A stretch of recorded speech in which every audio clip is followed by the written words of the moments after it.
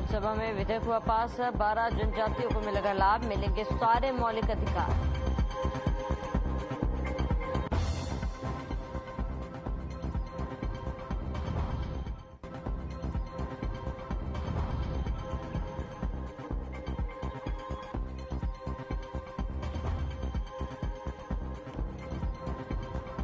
कांग्रेस प्रभारी कुमारी शैलजा का बयान, छत्तीसगढ़ के लोग क्या बर्दाश्त करेंगे, मणिपुर की तुलना उनसे की जा रही है।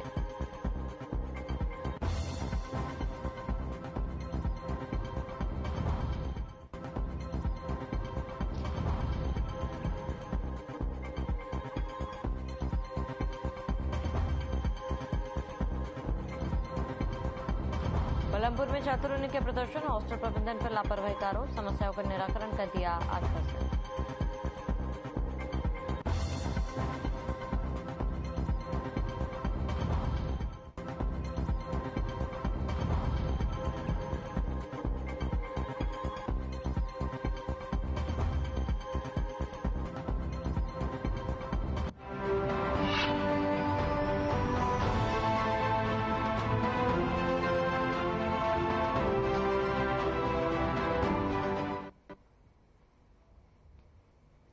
नमस्कार, स्वागत है आप सभी का। मैं हूं आपके साथ शावनी पटनायक। बुलेटिन की शुरुआत करेंगे। मुख्यमंत्री भूपेश बघेल ने बीजेपी पर निशाना साधते हुए कहा कि जितने भी सार्वजनिक उपकरण रोजगार देने वाले हैं सबको बीजेपी बेच रही है। 3 लाख पद खाली पड़े हुए हैं, भर्ती नहीं हो रही और ये केंद्र सरकार की नाकामी है। वह चाहते युवाओं को रोजगार ना मिले। केंद्र सरकार लड़ाकर, हिंसा फैलाकर सत्ता प्राप्त करना चाहती है। प्रधानमंत्री जी बयान दे, चर्चा करने के लिए तैयार है। देश के प्रधानमंत्री चुनाव प्रचार करने जा सकते हैं, देश का दौरा कर सकते हैं। केबिन में जो छात्र के साथ जो दुष्कर्म हुआ बेहद निंदनीय है और पुलिस को जैसे जानकारी मिली तत्काल कार्रवाई की गई है। जो अपराधी फरार है उसे खोजने के लिए टीम गठित हुई भी है और जो वहाँ पोटा केबिन में जो अधीक्षक थे उनको निलंबित भी कर दिया गया है। तो शासन की ओर से पूरी कार्रवाई भी की गई है और जो पीड़िता है उसे पूरा न्याय सरकार दिलाएगी। खड़गे जी ठीक है, प्रधानमंत्री जी बयान दे, चर्चा करने के तैयार हैं। वो क्यों नहीं आ रहे हैं? इतनी सी बात है भाई, देश के प्रधानमंत्री हैं, वो चुनाव प्रचार करने जा सकते हैं, दुनिया भर के देश में वो दौरा कर सकते हैं, तो सदन में वो क्यों बात नहीं करते? तो यही बात तो खड़गे जी कर रहे हैं। किसानों के दर्द वो नहीं समझ सकते कि किन परिस्थितियों में फसल उपजाते हैं, उसकी कीमत नहीं मिलती और घाटे में हो जाता है और कर से लदे रहते हैं। और छत्तीसगढ़ सरकार ने 9-9.5 हजार करोड़ रुपया माफ करके किसानों को ऋण किया और आज देखिए कि छत्तीसगढ़ किसान कितने खुशहाल हैं। उसको समर्थन मूल्य मिल रहा है, राजीव गांधी किसान न्याय योजना मिल रहा है। तो धान की कीमत इस साल 2640 रुपये पड़ा है। तो देश में सर्वाधिक धान की कीमत छत्तीसगढ़ में मिल रहा है। तो किसानों को हमेशा किसान को इसीलिए वो रेवड़ी कहते हैं।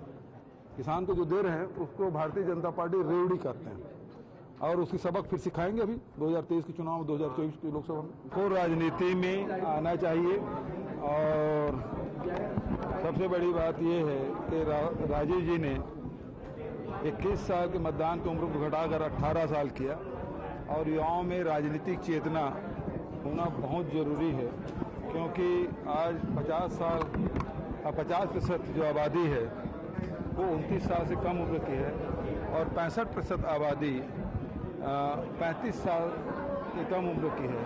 ये सबसे युवा राष्ट्र है और इसमें युवाओं की भागीदारी होना चाहिए, ज़्यादा से ज़्यादा होना चाहिए। अभी हमारे देखिए कांग्रेस के राष्ट्रीय महाधिवेशन रायपुर में जो हुआ उसमें ये भी पारित हुआ कि 50 साल के कम उम्र के लोग आधी जो जनसंख्या है वो सभी पदों पे होगा। रेलवे सबसे बड़ा रोजगार देने वाला है।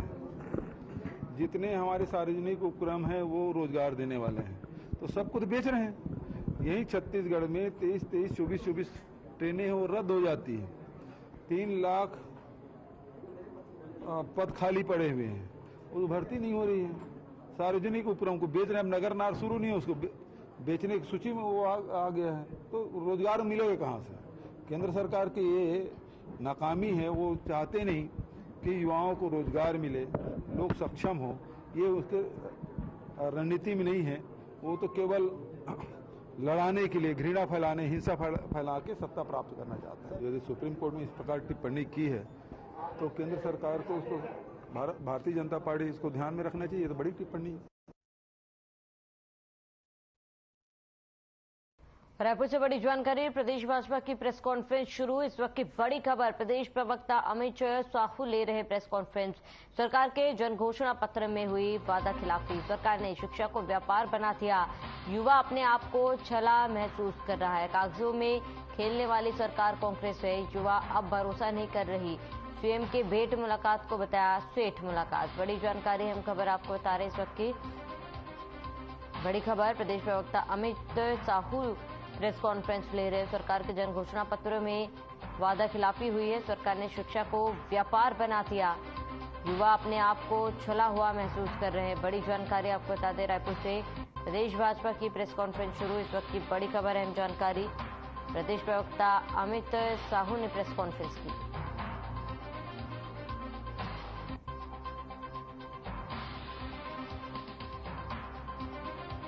तो रायपुर से बड़ी खबर। प्रदेश भाजपा की प्रेस कॉन्फ्रेंस शुरू हुई।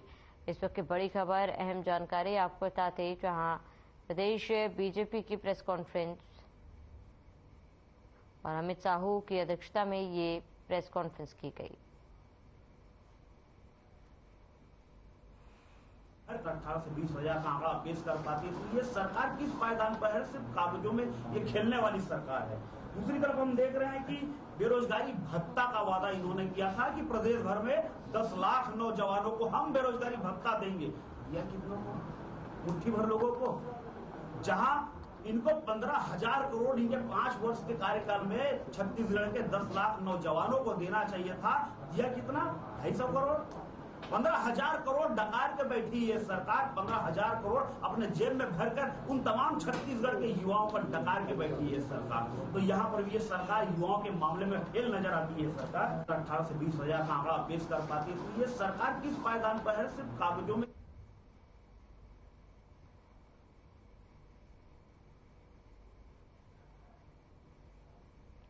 खबर रायपुर से, जहां छत्तीसगढ़ कांग्रेस प्रभारी कुमारी सैलचा का बयान सामने आया। वहीं सैलचा ने बैठक में स्ट्रेटेजी को लेकर कहा कि हमारी स्ट्रेटेजी 5 साल से बन रही है। लोगों के बीच में लोगों का काम करना, यही हमारी स्ट्रेटेजी है। साथ ही कहा बीजेपी के 15 साल का शासन और हमारा 5 साल का शासन लोगों के बीच ले जाए और सभी वर्ग को दिखाए, यही हमारी स्ट्रेटेजी है। और कहा कि किसान, गरीब, मजदूर, स्वास्थ्य, शिक्षा, यही बातें स्ट्रेटेजी के तहत कार्य किया। कांग्रेस पार्टी छत्तीसगढ़ के लोगों पर विश्वास करती है। इसी बीच सीएम हाउस में हुई बैठक को लेकर प्रदेश प्रभारी कुमारी सैलचा ने कहा कि सभी बैठक आपस में चर्चा की, प्रदेश के मुद्दों पर बात हुई।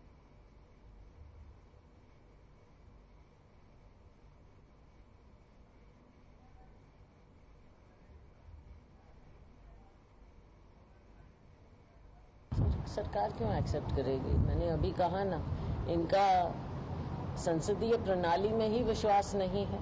जब खुद ये संसद की कार्रवाई रोकते हैं, माननीय प्रधानमंत्री जी इज्जत नहीं करते हैं संसद की, आकर वक्तव्य नहीं देते हैं, आकर स्टेटमेंट देना चाहिए, संसद को फेस करना चाहिए, अपनी बात रखनी चाहिए, बताएं देश को, दुनिया को, क्योंकि आज के दिन वही फोरम है जो दुनिया देखती है कि सरकार क्या कहना चाहती है, प्रधानमंत्री क्या कहना चाहते हैं। देश में मणिपुर में आग लगी हुई है, शांति कहीं उन्हें नजर नहीं आ रही, सरकार क्या कर रही है, इन सब बातों पर माननीय प्रधानमंत्री जी को आना चाहिए, लेकिन वो इसमें विश्वास नहीं। खबर रायपुर से, जहां कल का दिन ऐतिहासिक रहा। 12 जनजातियों को लेकर कल विधेयक राज्यसभा में पास हो गया, जो बहुत समय से लंबित चल रहा है। बता दें कि लिपिकीय त्रुटि की वजह से वे अनुसूचित जनजाति के बाहर थे और संविधान प्रदत्त अधिकारों से वे वांछित थे। लेकिन पीएम मोदी ने उनकी आवाज सुनी। उन्हें अब अनुसूचित जनजाति का लाभ मिलेगा। छत्तीसगढ़ के करीब 10 लाख जनजाति लोगों को इसका फायदा होगा।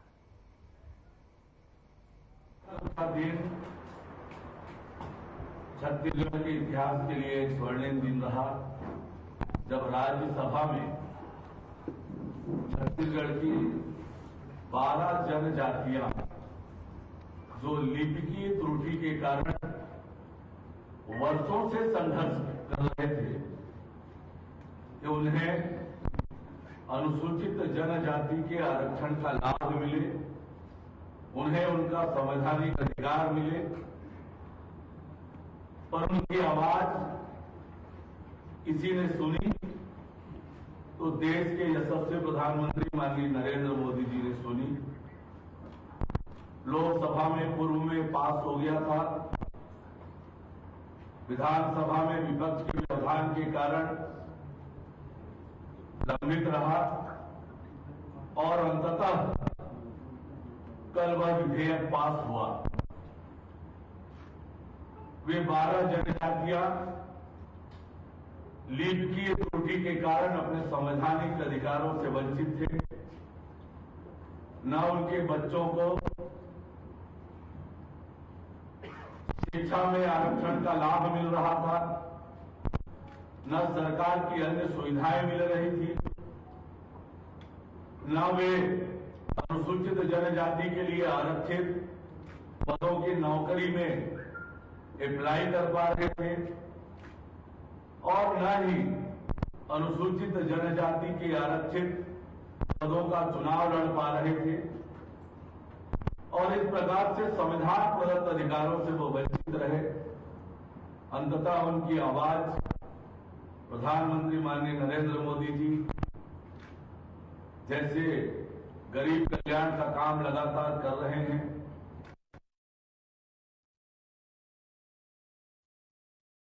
बलरामपुर वाडफनगर के कोटाराही गांव में संचालित एकलव्य आदर्श आवासीय विद्यालय में पढ़ने वाले सैकड़ों की संख्या में छात्र छात्राओं ने हॉस्टल प्रबंधन पर लापरवाही का आरोप लगाते हुए अपनी मूलभूत सुविधाओं के लिए सड़क पर उतरकर अंबिकापुर बनारस मार्ग को जाम कर दिया, जिसके बाद प्रशासन द्वारा आनन फानन में छात्रों की समस्याओं का निराकरण करने का आश्वासन दिया गया, जिसके बाद सभी छात्र वापस हॉस्टल लौट गए।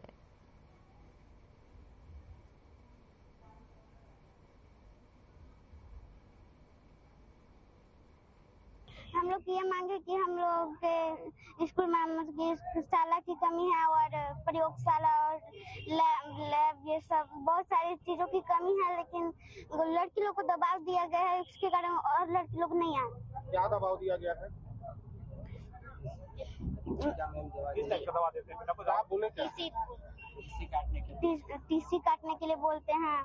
महुआ के पेड़ के पास वहाँ बैठा के पढ़ाते हैं। मैं मानता हूँ कि जगह कमी है, पर फिर भी पूरे 3 करोड़ साल में सैंक्शन करता है, फिर भी हमारे 2 करोड़ है पूछता है, फिर भी क्यों नहीं आता है? हम पैदल इतनी दूर आए हैं वाडफनगर हड़ताल के लिए। देखिए, हमारी मांग है कि हमें हॉस्टल चाहिए, पानी चाहिए, अच्छे सुविधा चाहिए हमको रहने के लिए हॉस्टल, खेल ग्राउंड नहीं। अभी जब तक हमको सारी सुविधा मिल नहीं जाती तब तो हम लोग यहीं रहेंगे।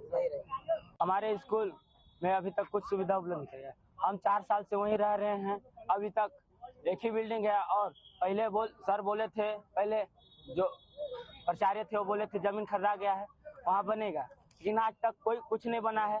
और पानी की बहुत समस्या है सर, और खाने पीने में बहुत समस्या है। रोड जाम करने के संबंध में कोई पूर्व सूचना तो थी नहीं, बट ये है कि चूंकि बच्चे हैं, पढ़ने वाले हैं, दूर दराज से आए हैं और इस तरीके से एकाएक इनको आंदोलित होना पड़ा और सूचना मिलने पर तुरंत हम और डीआई साहब पहुंचे हैं। तो पूछताछ करने से ये सब जानकारी प्राप्त हुई कि नहीं, उनको पानी का और खाने पीने की समस्याओं का जो है सामना करना पड़ रहा है। मेन समस्या उनके पेयजल की है, उसके लिए तत्कालीन व्यवस्था के तहत पहले तो वहाँ टैंकर भिजवा दिए हैं।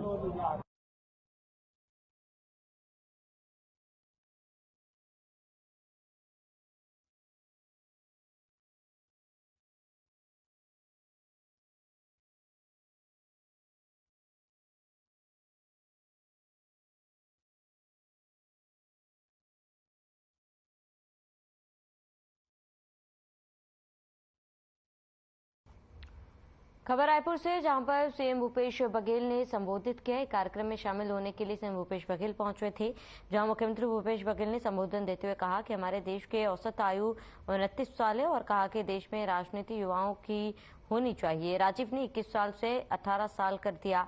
जब सरकार अच्छी होगी तो सुविधाएं अच्छी होगी और बच्चों को आगे बढ़ने का मौका मिलेगा। साथ ही सीएम बघेल ने कहा कि देश की राजनीति में युवाओं ने इतिहास बदला है, साथ ही कई अहम मुद्दों पर भी बात की।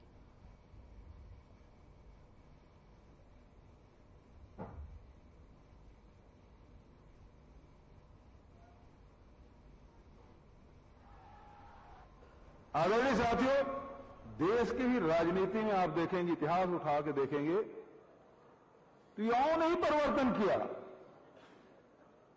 जिस समय जवाहरलाल नेहरू आजादी की लड़ाई लड़ रहे थे और लाहौर अधिवेशन में जब उन्होंने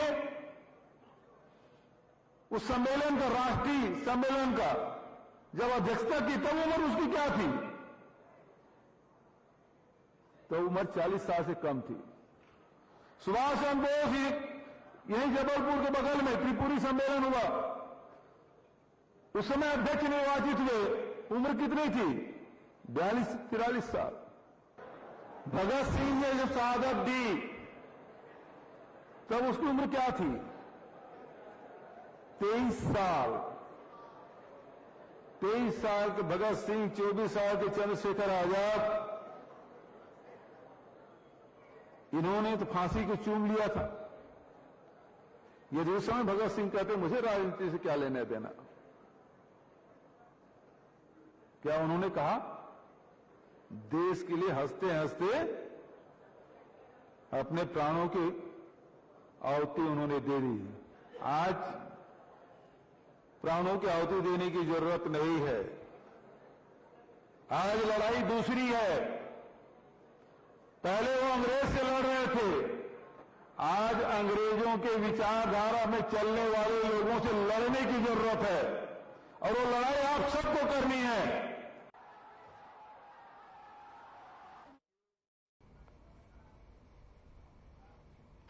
खबर बीजापुर से, जहां पर नगर पंचायत में जलभराव की स्थिति उत्पन्न हो चुकी है। जगह जगह पर पानी का अंबार देखा जा रहा है। भोपालपट्टनम के लगातार हो रही बारिश से नगर पंचायत के वार्डों में जलभराव की स्थिति बनी हुई है। वार्ड पार्षद को कई वार्डों में पानी भरने की जानकारी मिली। मौसम विभाग ने 130 mm बारिश का रिकॉर्ड दर्ज किया और अब तक का इस सत्र में सबसे ज्यादा बारिश का रिकॉर्ड रहा।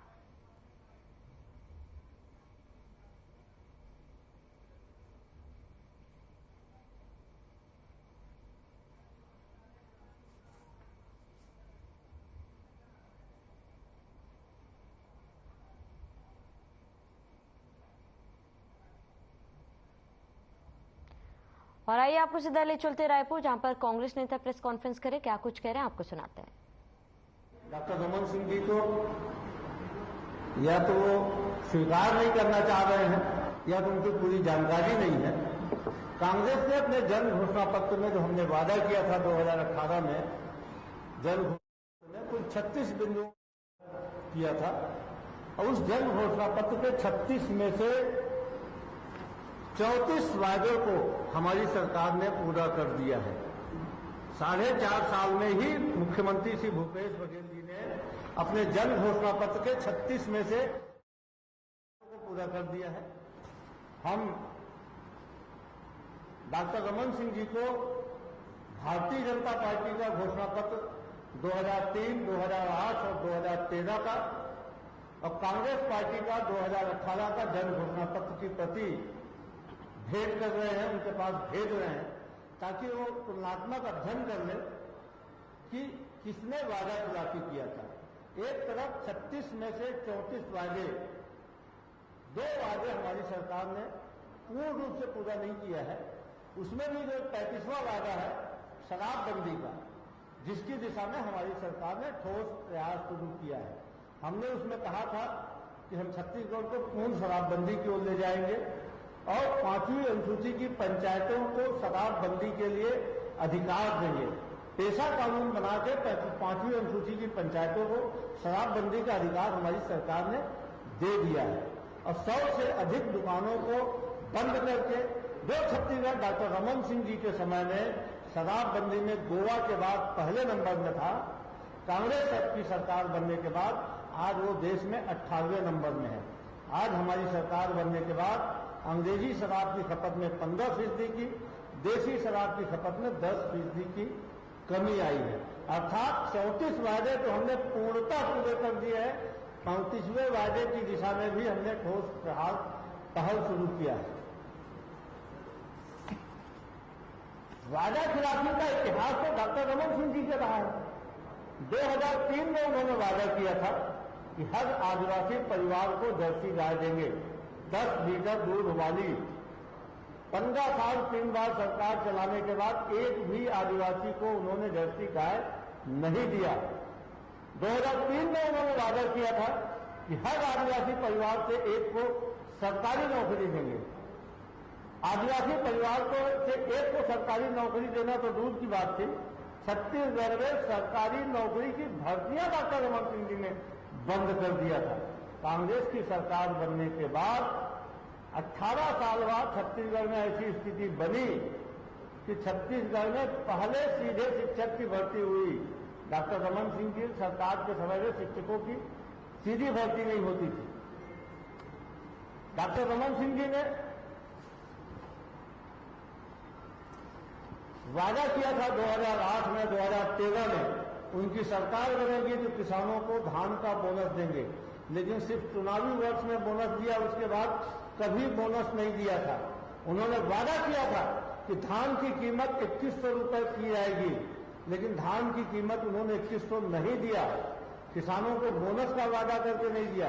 भारतीय जनता पार्टी ने वादा किया था कि हम किसानों के एक एक दाना धान की खरीदी करेंगे। सरकार बनने के बाद इन्होंने फरमान जारी कर दिया कि प्रति एकड़ सिर्फ 10 क्विंटल धान की खरीदी की जाएगी। कांग्रेस के आंदोलन के बाद ये मजबूर हुए 15 क्विंटल धान खरीदी करने के लिए, जिसे कृषि भूपेश बघेल जी की सरकार ने इस वर्ष 20 क्विंटल प्रति एकड़ करने का निर्णय लिया है। मित्रों, हमने जो 36 वादे किए थे उसमें से जो 34 वादे किए हैं, उस वादे का पूरा ब्यौरा एक एक वादे के साथ पूरा लेखा जोखा हम बनाए हैं। इन पूरे इसकी कॉपी आपके सामने हम प्रस्तुत करेंगे, व्हाट्सएप के माध्यम से भी, मेल के माध्यम से भी। किसी को हार्ड कॉपी चाहिए तो हम हार्ड कॉपी भी देंगे।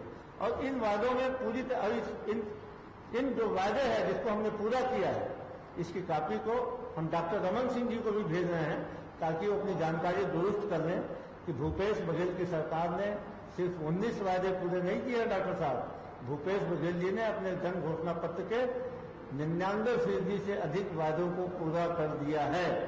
जो कहा था भूपेश बघेल जी ने, उन्होंने किया।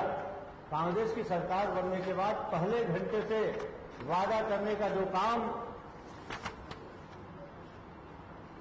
पूरा करने का जो काम भूपेश बघेल जी ने शुरू किया था, और आज दिनांक तक उस वादे को पूरा करने का काम हमारी सरकार कर रही है। न सिर्फ वादे, जो वादा हमने नहीं किया था उन वादों को भी हमारी सरकार ने चालू किया। हमने राजीव गांधी किसान न्याय योजना, राजीव गांधी किसान मजदूर न्याय योजना का वादा नहीं किया था, लेकिन खेतिहर मजदूरों के लिए हमने राजीव गांधी किसान न्याय योजना भी शुरू की। हमने गोधन न्याय योजना का वादा नहीं किया था, लेकिन गोपालकों के हित में हमने गोधन न्याय योजना भी शुरू की। तो हमने जो कहा था उससे बढ़ के किया है। डॉक्टर रमन सिंह जी जो आज बोले हैं पूरी तरीके से असत्य, भ्रामक और उन्होंने झूठ बोला है। आप सबकी तरफ से कोई सवाल है?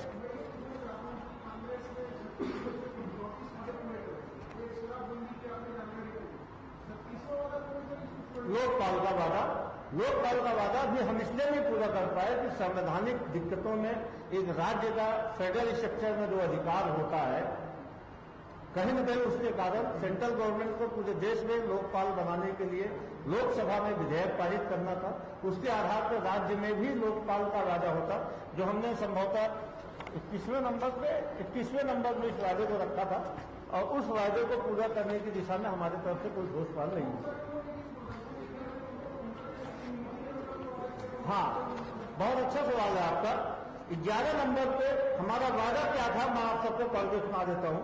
हमारा वादा था जन घोषणा पत्र में, इस जन घोषणा पत्र के 11वें नंबर में हमने शासकीय कर्मचारियों से जो वादा किया था, वो वादा था शासकीय कर्मचारियों को सम्मान, समस्त तृतीय एवं चतुर्थ शासकीय कर्मचारियों के लिए क्रमोन्नति, पदोन्नति एवं 4 स्तरीय उच्चतर वेतनमान लागू किया जाएगा, जो हमने लागू किया है। अनियमित संविदा एवं दैनिक भोगी कर्मियों को रिक्त पदों में नियमितीकरण करने की कार्रवाई की जाएगी एवं किसी की भी छटनी नहीं होगी। हमारी सरकार बनने के बाद किसी ने ये उद्दंडता की होगी, अनुशासनहीनता की होगी, वो अलग विषय, लेकिन हमने कहीं पे भी बल्क में एक भी कर्मचारी की छटनी नहीं की। यही नहीं, हमने उनके क्रमोन्नति और वेतन भत्ते की बात की थी, दैनिक वेतनभोगी कर्मचारियों के लिए 27% की बढ़ोतरी की, कर्मचारियों के लिए 42% तक का डीए केंद्र के बराबर दिया है। 25,000 शिक्षा कर्मियों को हमने एक मुफ्त संविलियन किया, न सिर्फ संविलियन किया, उनके वेतन भत्ते का भी हमने व्यवस्था की। 16,000 कर्मचारी, बिजली विभाग के कर्मचारियों को डीए का अतिरिक्त लाभ दिया। तो हमने अपने 11वें नंबर के क्रम में जो घोषणा किया था उसको भी पूरा किया है। चलिए इसी के साथ इस बुलेटिन में फिलहाल में इतना ही। देश प्रदेश के तमाम बड़ी खबरों के लिए बने रहे हमारे साथ।